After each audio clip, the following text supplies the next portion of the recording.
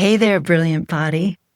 Amazingly, it's been exactly 2 years since launching the Brilliant Body podcast, a journey that started out of my own challenges and celebration of being a body. To honor 2 years, we have two gifts for you. Compilations of our guests answering the last two questions I ask everybody. The first being an up-to-date sequel of How Do You Define Embodiment?, where we've added all the newest guests who have answered this question. And the second, what do you like best about being your body? We have compiled these in two separate episodes for you to listen or watch wherever you tune into the Brilliant Body podcast. The war on bodies has been going on forever. Ironic, as bodies are what affords us our lives on planet Earth.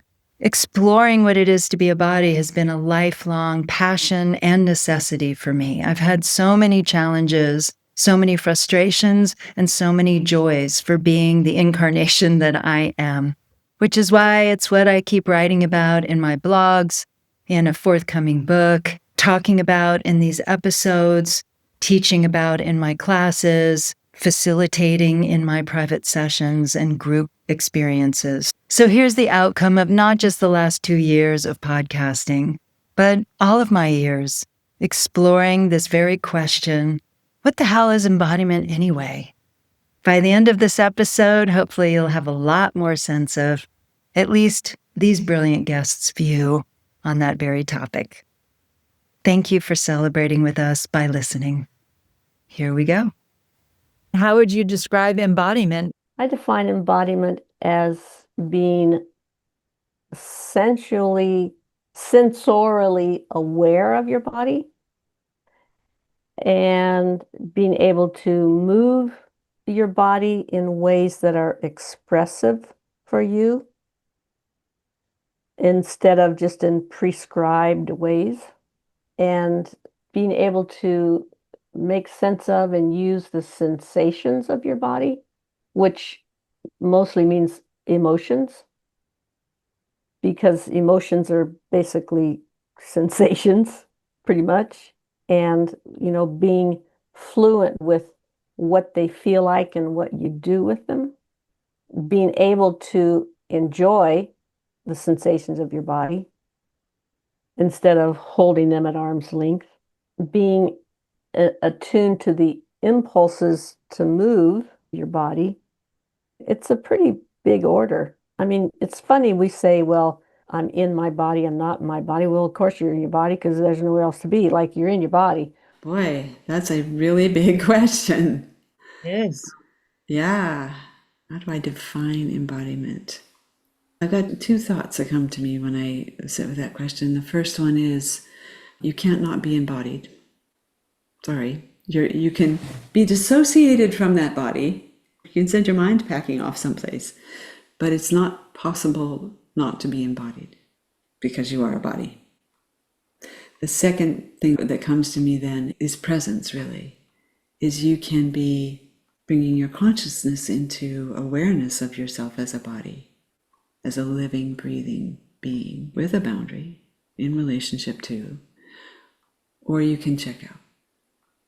So I guess I would say embodiment is life, as far as we can tell, this body-based thing that's always unfolding and creating and making itself anew. And we as humans can participate in that consciously with mindfulness, or we can check out and do crazy things. So that would be my answer to that. And I think the beautiful thing about all of the things that we've talked about is whatever fate has given you, if you grew up in a place where it was better not to feel your body, you can still heal and learn. We can always learn to come back home and to make home a good place. And I think if you talk about hope, that would be the most hopeful thing for us. When we come back and we really can love where and who we are, we're going to come back into a loving relationship with what is, with nature, because we aren't separate. So if we come home here, we will come home there. And for me, no matter what has happened, that we can learn to do that is the biggest gift. Of being a human, we can learn. For me, that would be presence. maybe a combination of presence and awareness.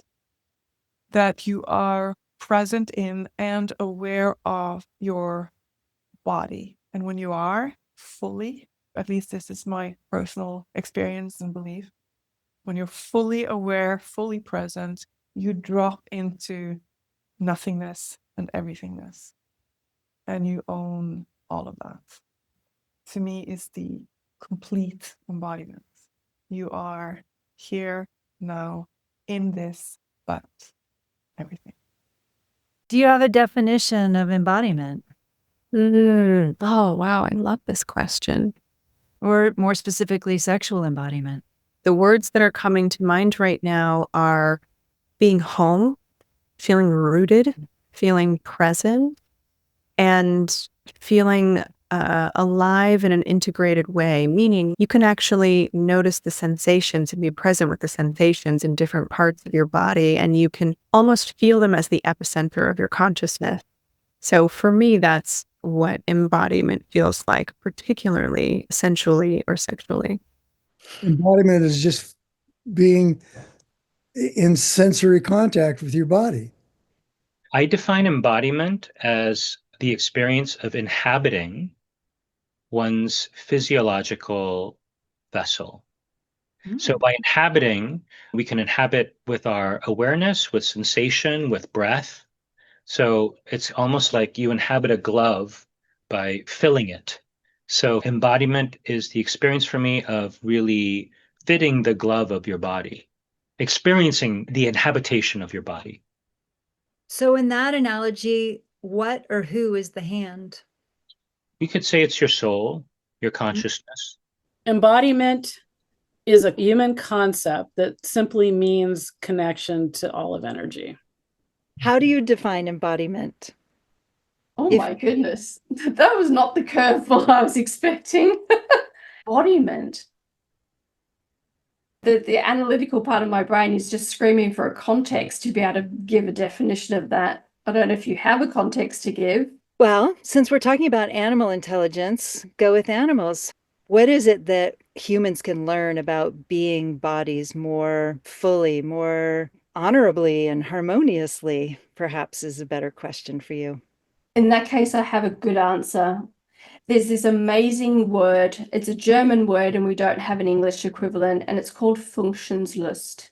What it basically translates to is the joy and love experienced from using the abilities that you innately have. So let me unpack that for a second. If I'm a cheetah, I have this really long tail in proportion to my body that acts as a rudder to control my turning, because I'm going to be pivoting on a dime when I'm going fast. I have really hard toe pads compared to other cats because they're like the studs on football boots or something that are going to be super grippy. I have only got semi-retractable claws because I'm actually, again, going to use that to be able to dig in and be able to turn at sharp corners and stuff. My spine is about as flexy as a wet noodle compared to a horse's back who's always sitting like this, because I'm going to literally put my back legs in front of my front legs when I take a stride so that I can then leap out and go and do the things.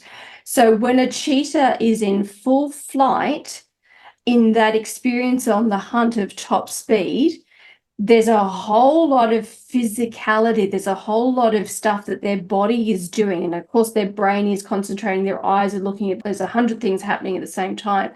But when that cheetah is successful in expressing all of that skill set that is innate to who they are, they didn't learn that stuff, that's built into them and their identity. And they do that with a level of accomplishment, because now we've got lunch. There is this experienced thing called Funktionslust, where it's just like, I am so awesome for being me because I am unique and I have all of this stuff going on. And look at me just do the thing that I'm supposed to do with all the skill set that I have. They're basically putting their passion and their purpose together for something meaningful. Now, if we could be a bit more like that and embody what our skill set, our identity, and our natural talents for the passion that is unique to us and put that together and go forth and conquer, my gosh, we'd have a happy world. Embodiment is allowing all feelings to be within you and allowing them to create, manifest, and be in the world as well. Embodiment is a state in which the whole of your intelligence comes into coherence with the present. How do I define it? Embodiment is the process by which we step into fully inhabiting all of ourselves. I am adjusting and creating and relating to my immediacy of context, and my body is changing depending on that.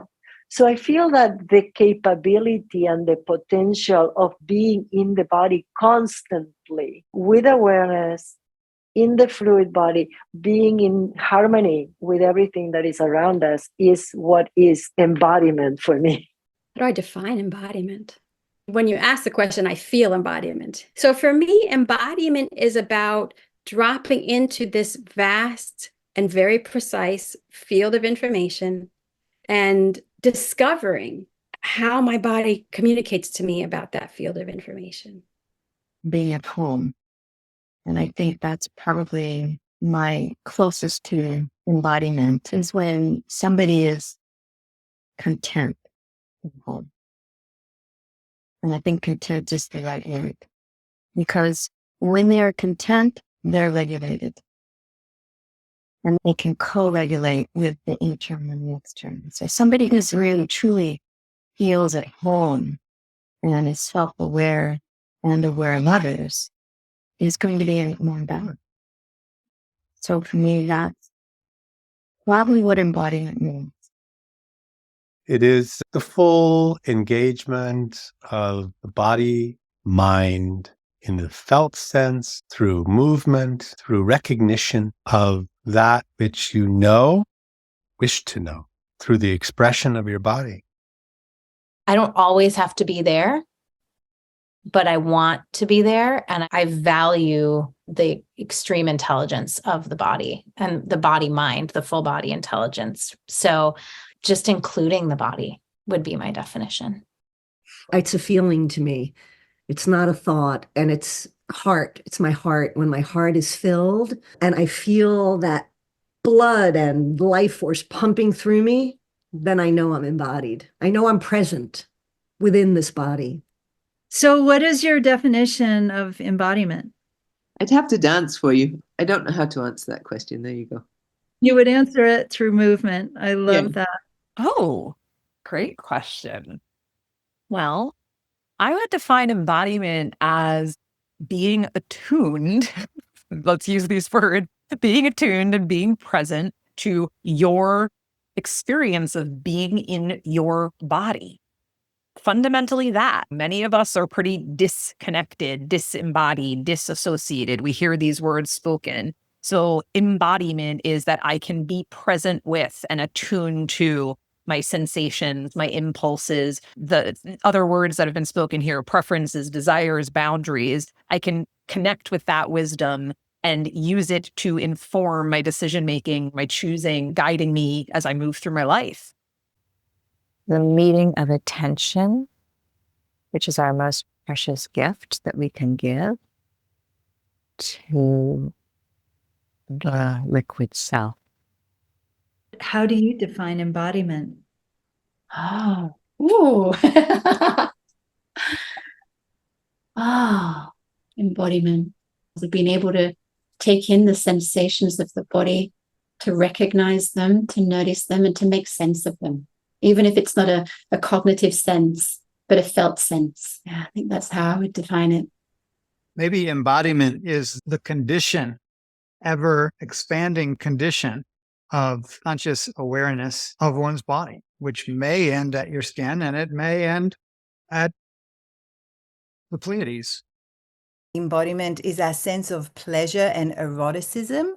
And I think from there, sexuality flourishes. I'm not sure that as a young being, a young child, we really understand the difference between something that feels good and something that is sexual. If we are lucky enough to have a childhood that is good enough, and we've not experienced trauma that blocked us from feeling things in our body, and we lived in a environment that wasn't too repressing, and people left us alone at least to explore or allow us to explore ourselves to some extent without shaming us and blaming us.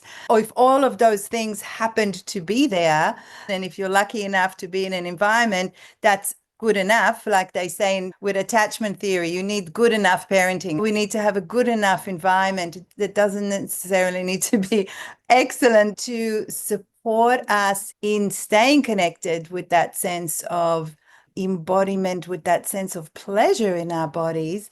Then we can grow from there and we can expand from there. The physical connection to our presence, the physicality of our presence, it's being able to connect. Some people might call this somatic awareness. Know where my body is, time and space, locale, connect to my inner sense, sensation, interocepting, and being able to share that, express that, bridging that to the outer. I think that's part of embodiment. I don't know if it's all of embodiment, but it's really a presence in our physicality. Yeah, I'm not always so great at defining big terms like that, but for me, I know I love being in my body and it can be so hard to get into my body, but it's such a good resource, but it can be so scary in moments. And I think embodiment is where we come in, we leave, we come in, we leave. I think that's okay. That's part of it. Just giving yourself daily practices, saying, hello, body, checking in. What am I noticing? What am I feeling? Sensations, emotions, breath. In many, many moments throughout the day. And knowing that it's not going to always feel comfortable or good. That's embodiment. Oh, and chocolate. Yeah, I saw this question on your thing. I'm like, how do I do this? Yeah. I define it as how you sit with yourself. How do you... I hated this question, by the way.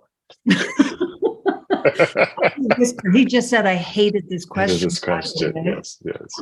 No. I guess embodiment to me is, who am I? What do I represent? How do I move? How do I interact with the world? So that's the closest I can get to it. Do I embody as a healer? Do I embody as a father? Do I embody as somebody out in the world? What defines me and how I present that to the world? That's how I view embodiment. So would you say how I show up? Yeah, much simpler. Being with the senses. That's embodiment. Being with the senses. Love it. So simple and so profound. We hope you loved this episode, and we hope it inspires you to appreciate yourself as a body and what that experience of whole intelligence feels like. In any given moment, you can even just notice how brilliant your senses are, how much information and inspiration, guidance and pleasure they provide. Celebrate your body's brilliance. I and my brilliant-bodied guests will keep providing guidance and inspiration how to do exactly that. So keep listening to the Brilliant Body Podcast, because every episode has deep insight and inspiration on how to live your body's brilliance for a much more enriching life.